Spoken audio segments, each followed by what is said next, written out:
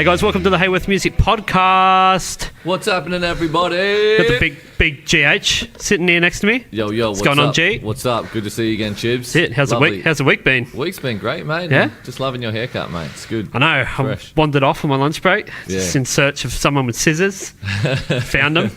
Just went, he cut my hair off. That's it. And they did. They've done a great job. It was good, yeah. Good Shout out to Barber Shack. Barber Shack.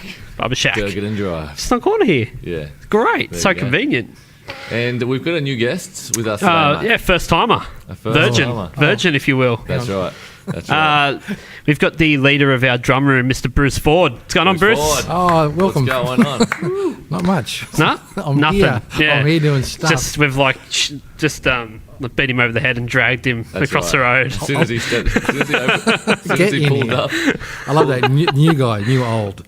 Yeah, that's it. As soon as he pulled up, 1 foot out the door of the car, I was like, Bruce, Get over be here. on the podcast. Yeah. What's that? Help me.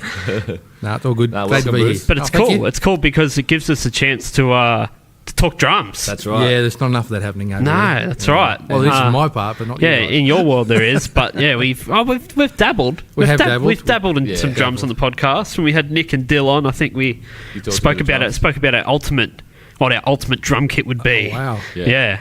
It's a big one. They had horrible one. Dylan had some crazy thing with like 4 bass drums. Wow. It was, stupid. That's It's basically Dylan. That's Dylan, though. a stupid thing. Yeah. He picked a stupid thing. I had to pack that up at night. What's yours? Here you go. I'll throw you. Throw you in the deep end. Ultimate drum kit. Ultimate drum You can kit? get anything, any time or place. Yeah. Availability doesn't matter if it's made Any anymore, time or whatever. place. I've got this idea. It's called inflatable drums.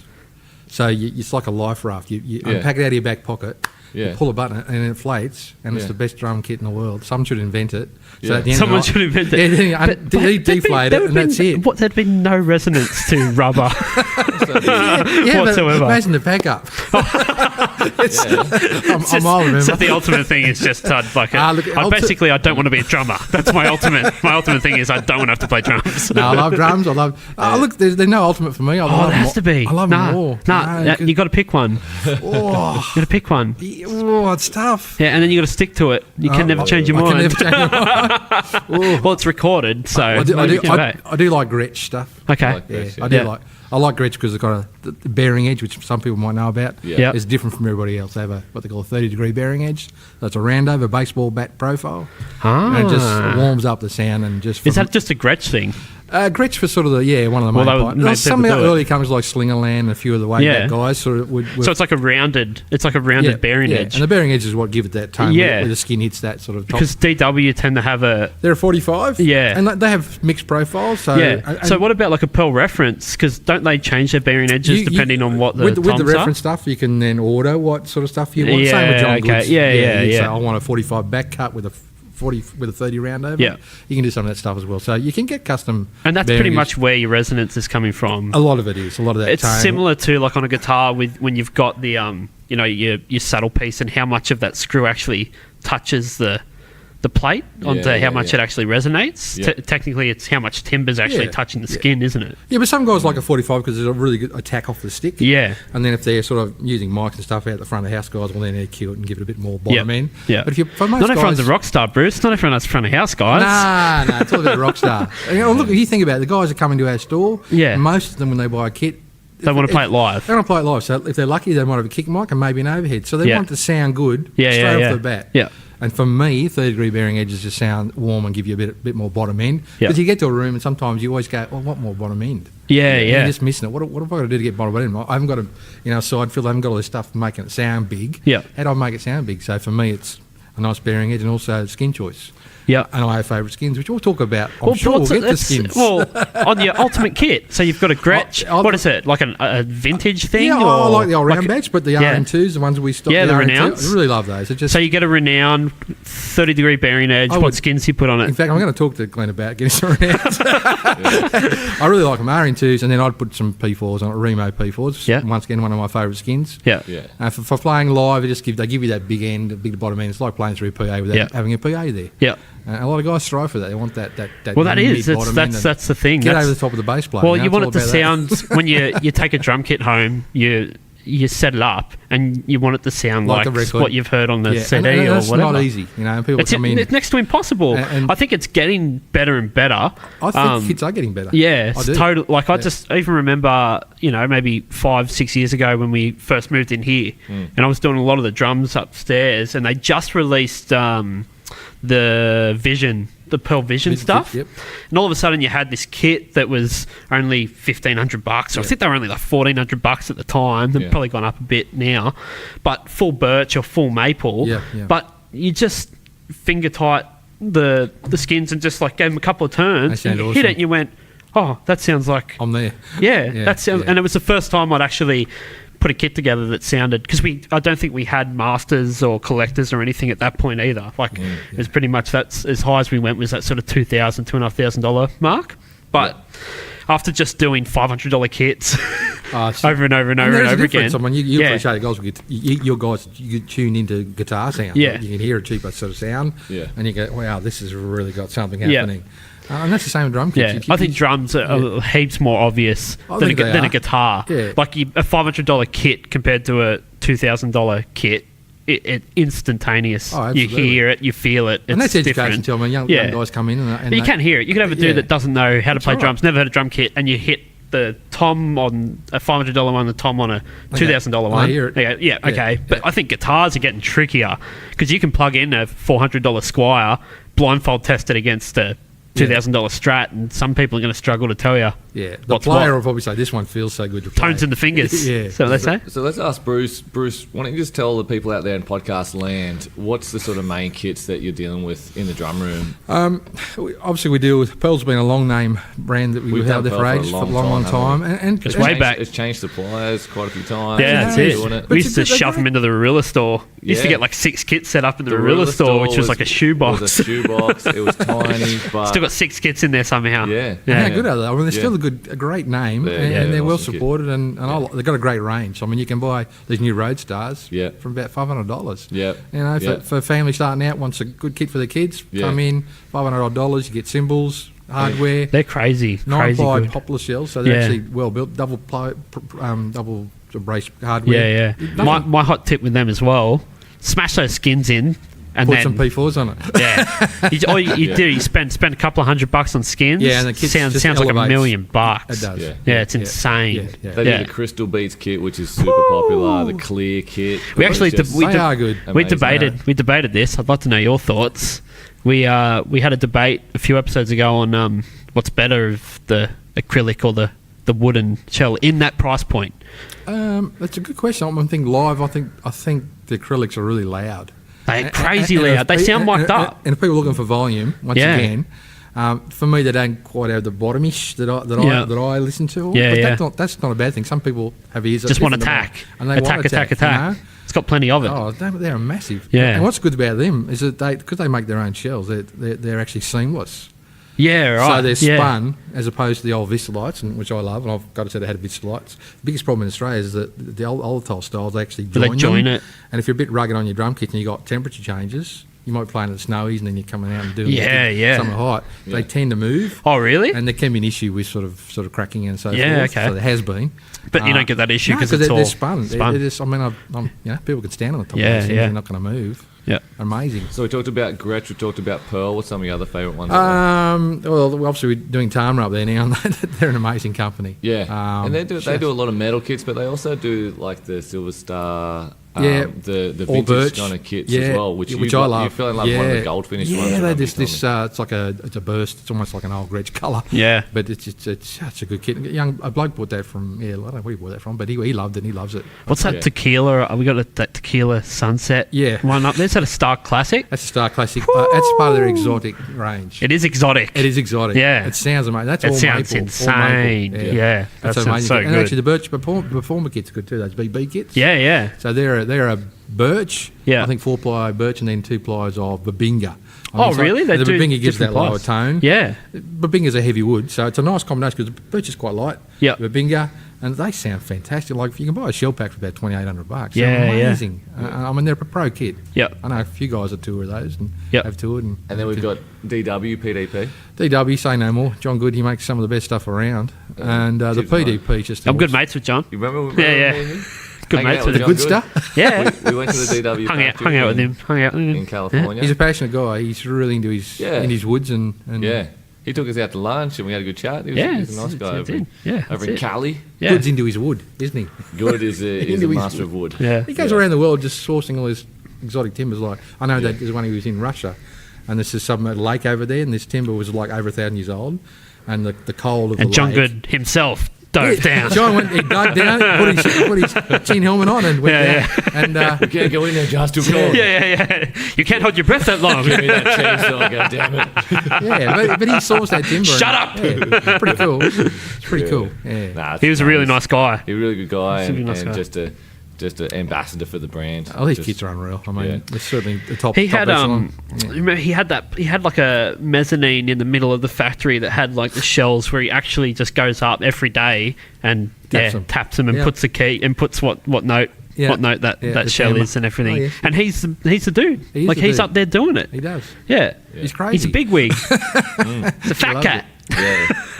But he's up there. He's up there doing it. No, he's the real deal. Yeah. He started as like a tech and stuff for Madonna and Michael Jackson and crazy stuff. Yeah. So he was saying that he basically got to a point where the dude that started DW was just like begging him not to go on tour anymore. It's like, I need you to stay here in the shop and help me make these drums, because he was just so in demand as a drum tech. He'd get home, he'd sleep, he'd get a phone call, he'd be off for 4 months with another tour and another tour until he finally just made the call and went, nah, I'm going to stay here and do these drums. Yeah. Well, he's done well, hasn't he? Yep. Yeah, sure has. And the PDP range is awesome too. I mean, gee, you know. They got a lot of different kits now. Bigger bass drums, massive. Those the concept maples and the classic. They're fantastic. So nice. They're circus drums. I love them. Well, it's just like it's kind of like seeing this old school John Bonham kit in real life. Yeah, they look great on stage and they so sound good. Too. The right heads.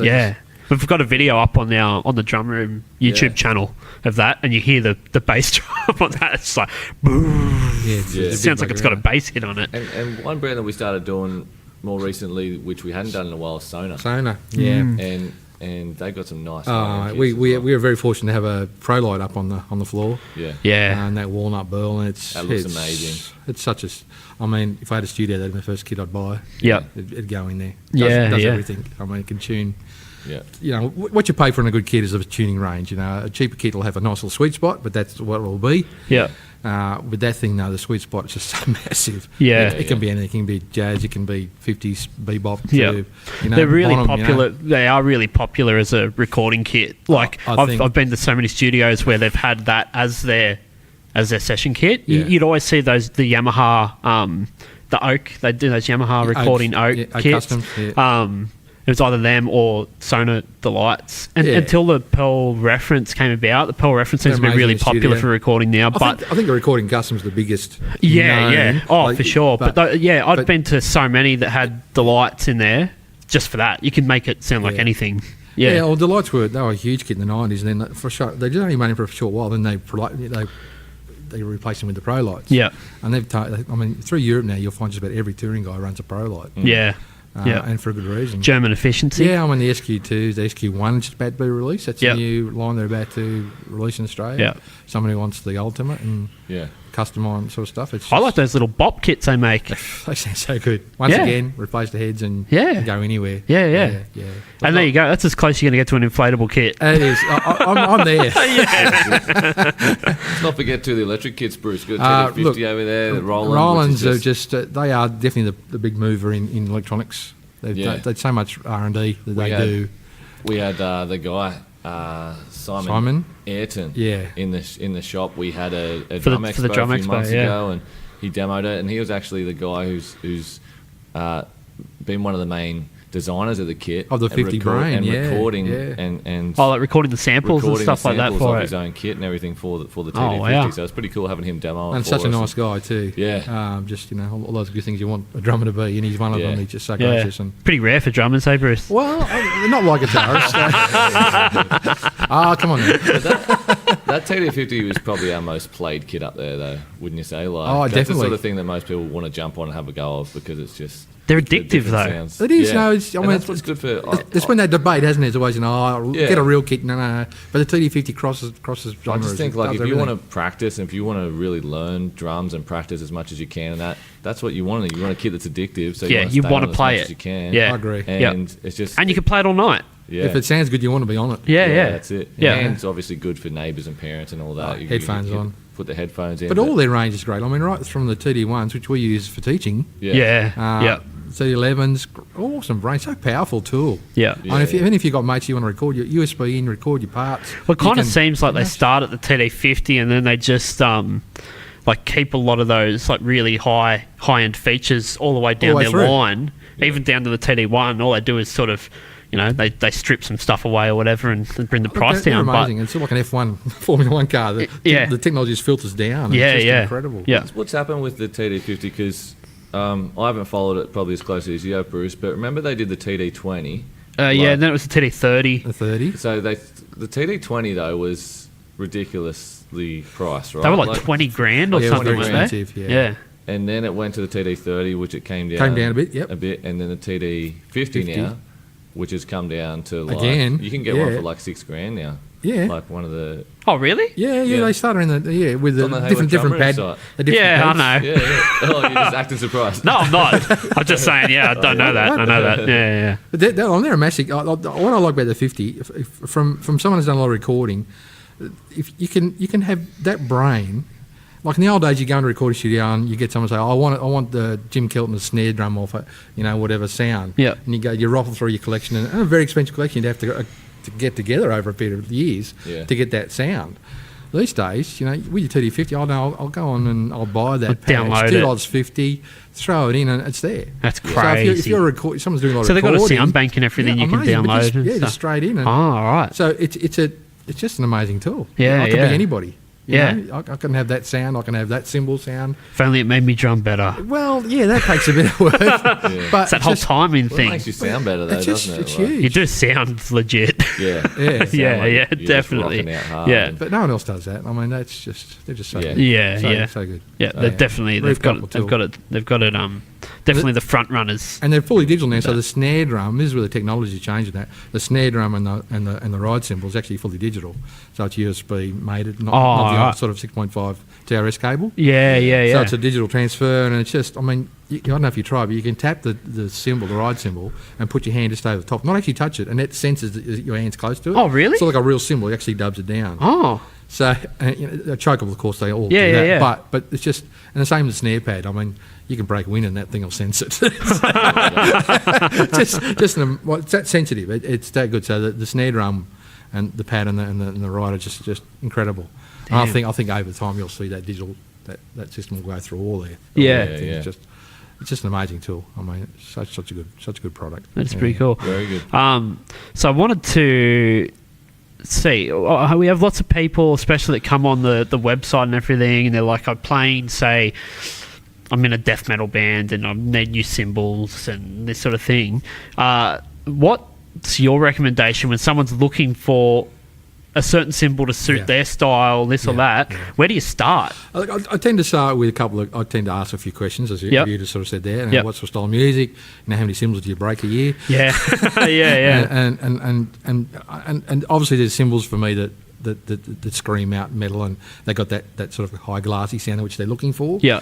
I mean, obviously Zildjian A Customs have been a huge sort of impact in that area for a long time, and you tend to steer them to heavier weight. So for me, cymbals aren't just about the brand and the make and the model, but you go for weight. Yeah. So the heavier cymbal, obviously the higher pitch and a bit more sturdy under heavy hitting for those metal sort of guys or heavier style.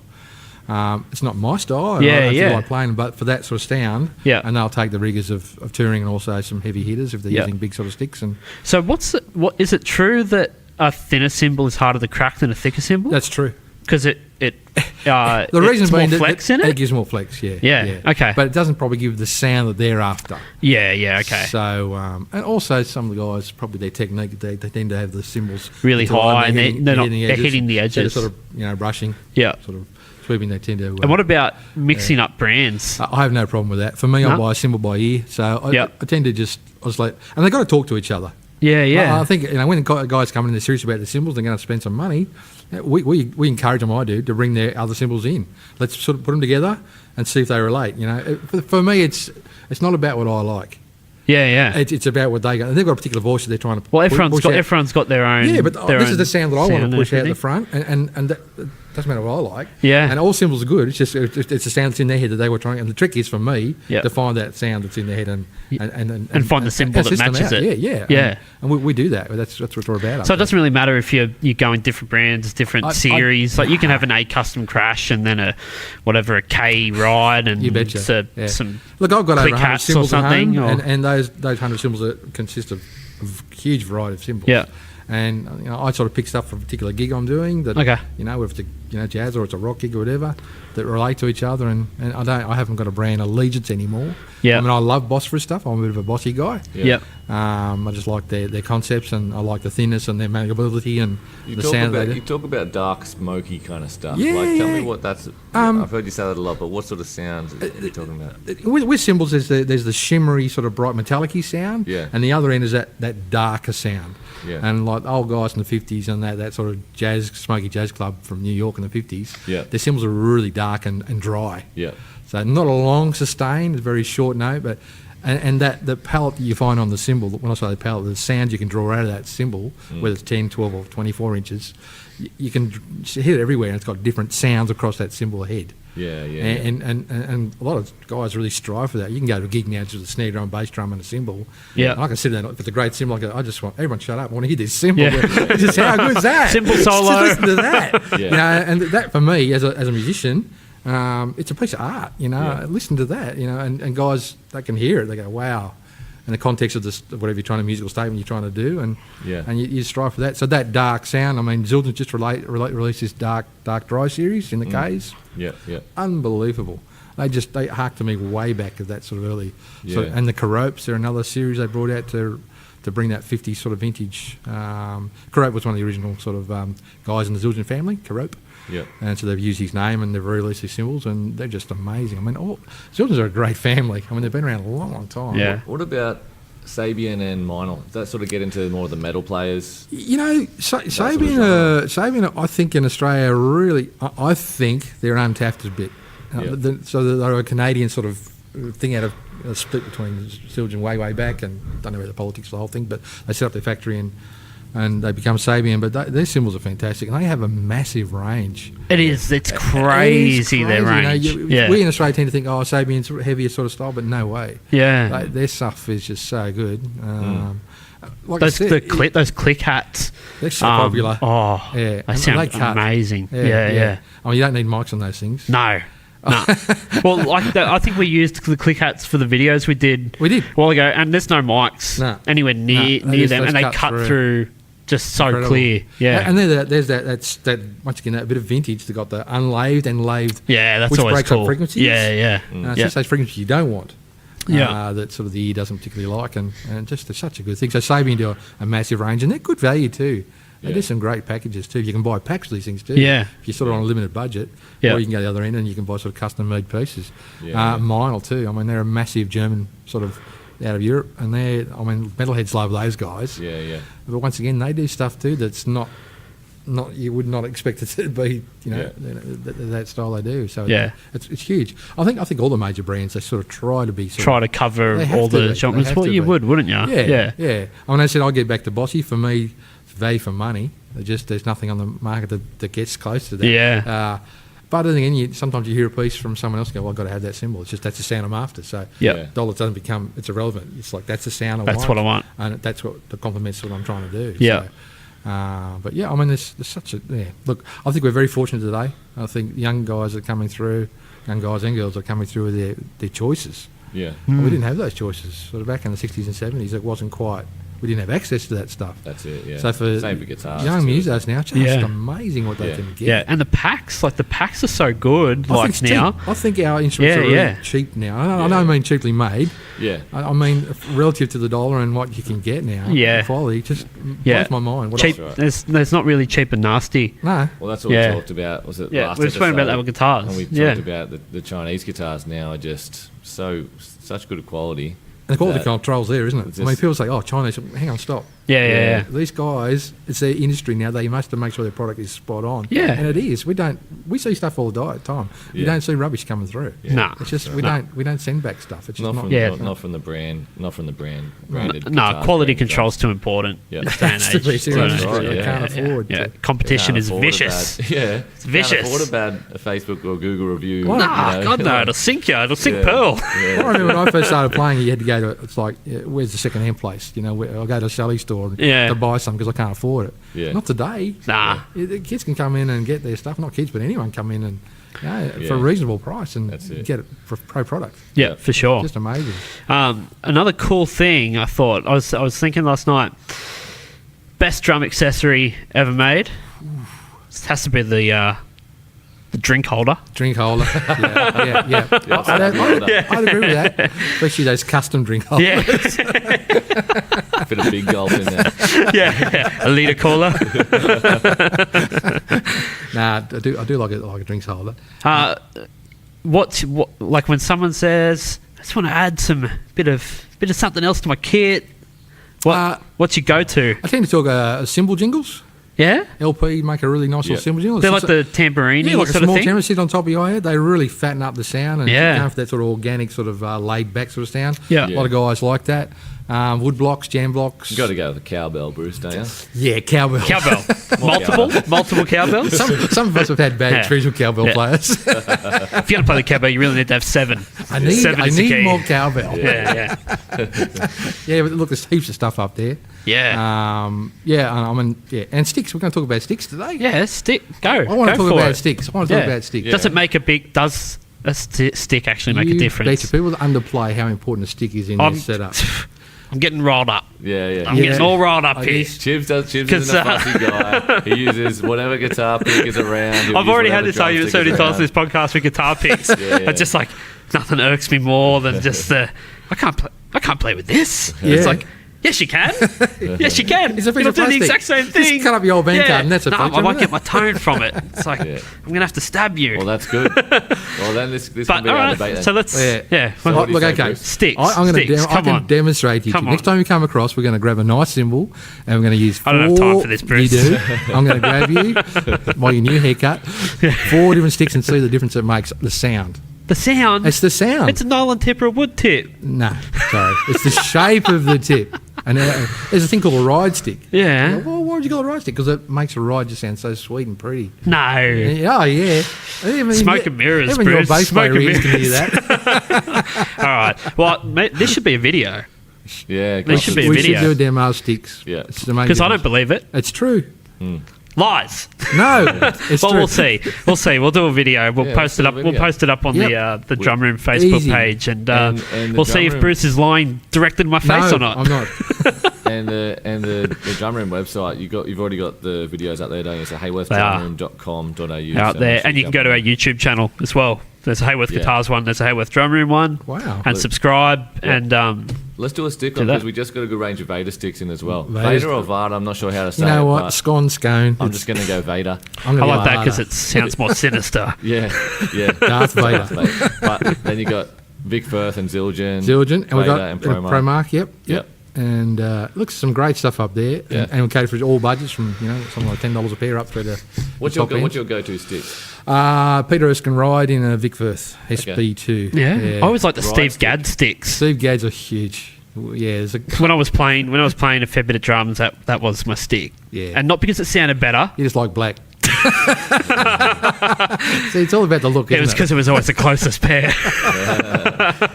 Look, they work good though. Sticks are important. It's like guitar players' strings, Yeah, they get their favourite. You've got your favourite that you go to, and then you just trust it, and you know that's the sound that you like. And I start off with a small set at the beginning of the night. If I'm doing a 3 or 4 hour gig, at the end of the night, I graduate up to a bigger stick. Yeah, full of arthritis.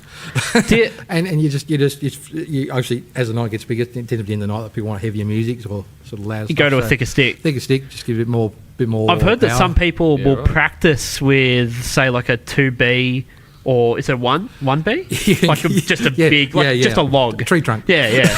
And then when they actually go and play, they'll be playing just 5s or 7s even. And do you think that actually is a legit I think it's a lifting type of thing, like it's a weight thing. You go with something bigger, and then as you get to the and then all of a sudden it seems like... find it a bit more articulate. Yeah? Yeah. I know a lot of people do that. Yeah. I start the other way. I go light and end up heavy. Yeah.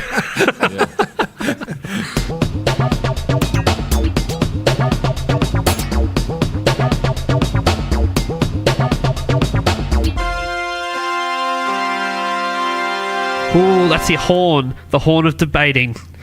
Nice. I feel like I wanted to bring that on right now because I could really get in the blood boiling with all this stick nonsense. So it's not. I thought this. Yeah, okay, Bruce. Fighting Bruce. We'll see. Oh no, we're going to get it on video. Video and just see. We'll see. Chief's going to go. What? I can't believe that. That's magic. Trickery. That's it. Bruce is a sorcerer. Get him out of here. Evil. Yeah. Evil. This is the age-old debate. Age-old. What's better, birch shells or maple shells? Okay. What's better? You got to pick one. Here's my take. Birch under microphones never lie. They're so accurate and just so faithful to the sound. Yeah. And for most guys in a studio, they use birch. It's always been that sort of popular thing. I'm not saying most guys, a lot of guys do. Okay. But in a live situation, if you're gigging here in Wollongong, you're doing a Friday night gig, you haven't got any mics, you're just competing with a bass player and that, the birch tend to drop off. They don't have enough, for me, a longer penetration of sound. Okay. The bottom drops out very quickly. Right. Yeah. Very articulate, lovely under mics, just beautiful. Yep.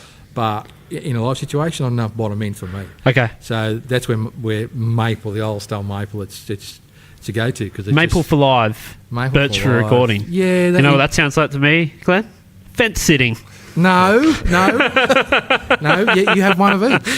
Yeah, that's right. Or if you're like me, you have 10 of each. Yeah, you just can't help but collect. No, I love birch, but there's other timbers too. Like mahogany. Well, that's not in the You've debate. neglected mahogany. It's not in the debate.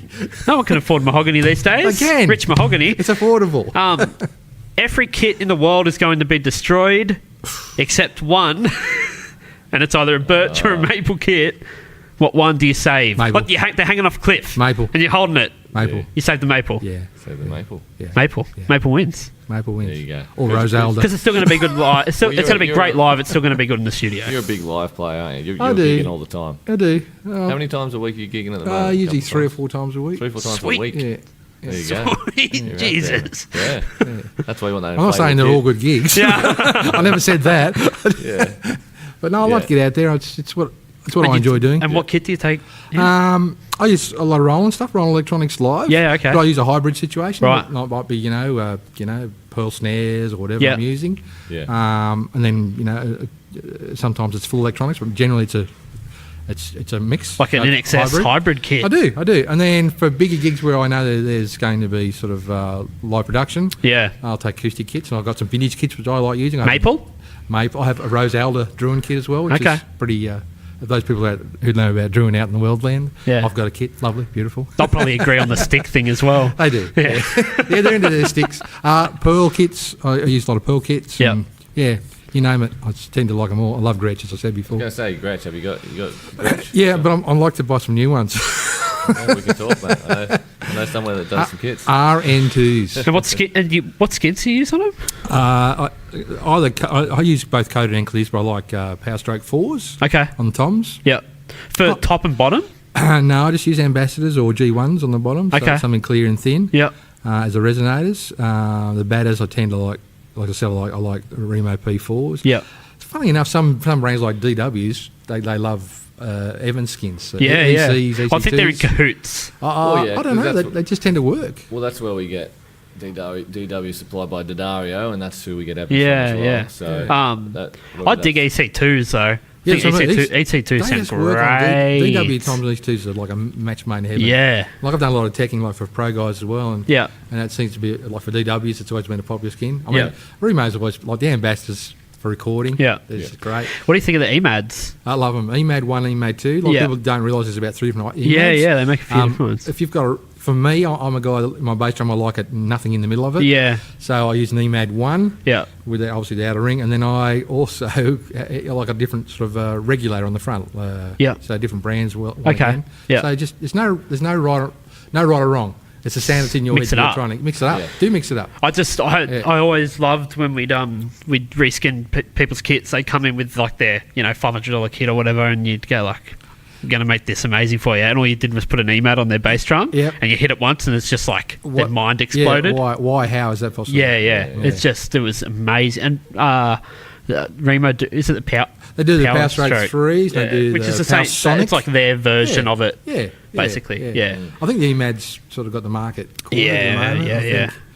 They nailed it. Oh. Yeah. Whoever did that. You don't have to do anything to them. No. You just put them on. EMAD 1 or 2, and they make a heavyweight just for the as well. bass drum or for the toms as well? For the bass drum. For bass drum, EMAD. It's basically they make a single ply skin with an outer ring on the outside, so you can you can pull in and out to dampen it down. Yeah. It just gives this nice thud, but musical thud. Yeah. And then you can have a 4-inch foam that can go in there instead if you've got a room that's a bit daggy. Yeah, you want to kill more of the tone. It's like a 2-second job in and out. Yeah. And then they make an EMAD 2, which is a 2-ply version of that, so heavier again. Yep. And then they make a heavyweight as well, another one on top of that. So, heavyweight. And what do you make of the Aquarian skins? Because you've got you guys out there who love your Aquarians as well. And I like Aquarians too. As I said, their front bass drum skin called the Regulator. It's been a go-to. I've turned a lot of pros onto that, and they just don't go backwards. It's just one of the best for the resonant skin. Once again, it's that stick thing happening. That can't be right. That can't be right. No, I'm on the skin. I'm on the skin train because I've seen it happening. But EMAD with a Regulator, just for me, it's the perfect bass drum sound for me. Yeah. Speaking of skins, got we have some hot stuff. Hot deal going on right now with skins in the shop, in the drum room. It's kind of because Brucey, you're a given guy, and we're the kind of place who we've been known to give out some vouchers here and there. We've been known to do some giveaways and competitions. This is something that we wanted to do. Bruce, we were talking about the other day. We were like, let's get some kits in, and let's just load Brucey up. Brucey's just going to be working 24 hours a day, basically. I love it. But this is to get people to get some new skins on their kits and do it in a way which doesn't break the bank. So it's come in, bring your snare or bring your whole kit or bring just your bass drum. Brucey will do a service on your kit, give it a tune-up. Tuning. And like world class tuning here. Seriously tuned. Yeah. The real deal. Brucey knows his stuff. Yeah. Cindy used a stethoscope once. Stethoscope, yeah. I have gloves and everything. It's real. It's a real thing. Yeah. He's been a paramedic and just on humans. Yeah. The drum doctor. On drums as well. He's got scrubs on. I'd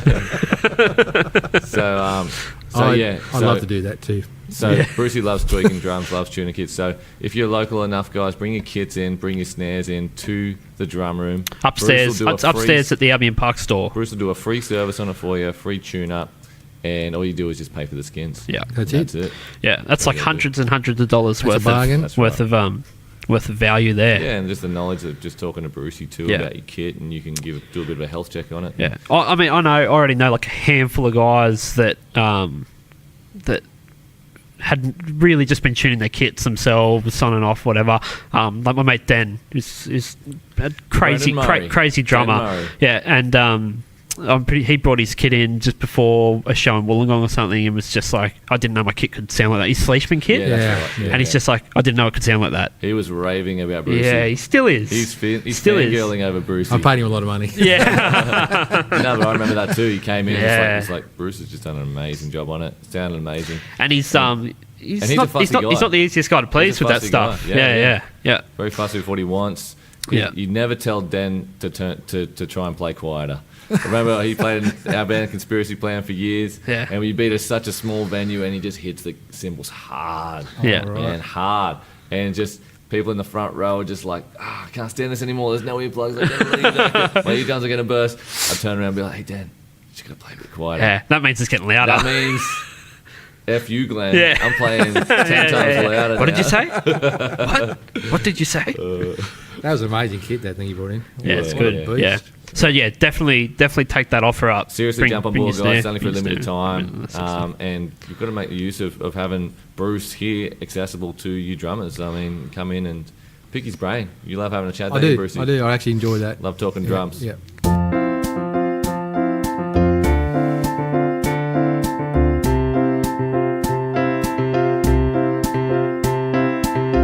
What do you got, G? Guys, this is Bruce. I don't know if you know this segment, but this is music for the mind. This is the benefits of music. And this is where we drop some wisdom. Oh. And I thought this one might be fitting because you're an aged gentleman, older than ourselves, perhaps, like a fine so wine. Rude. It's just so rude. Gentleman. And did you know that music keeps an aging brain healthy? Yes. Research has shown that having musical training and listening to or playing music in old age can help keep the brain healthy, especially as it ages. This is actually pretty insulting. I'm sorry, Bruce. That's but great. I haven't read this before. I'm just going off the heading here. So awkward me sitting here.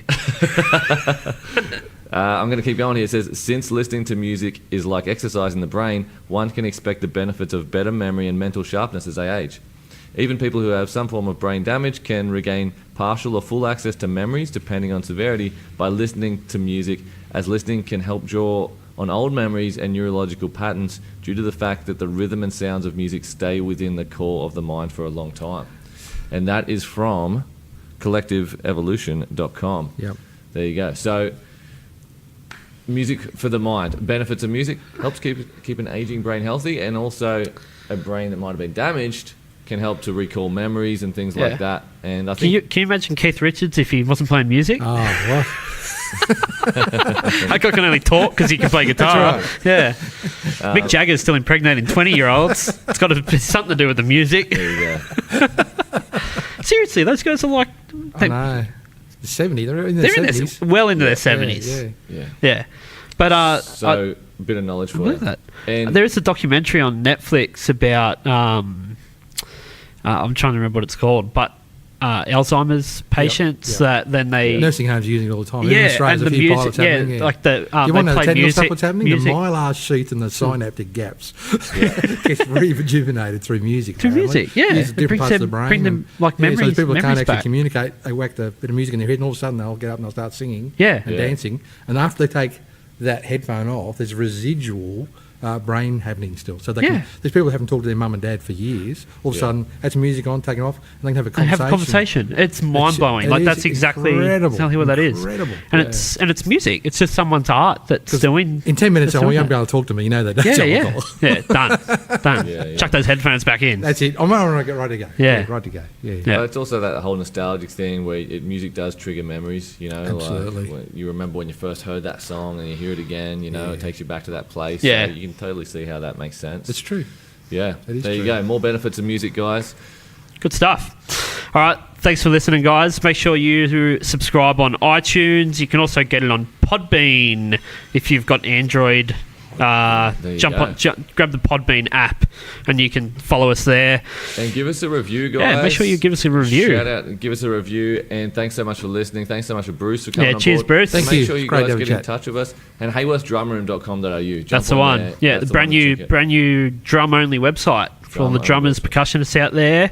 You no longer have to go to this guitar nonsense. Straight to the drums. hayworthdrumroom.com.au. Get in there. That's it. Yeah, it's got everything. Thank you. All right, later.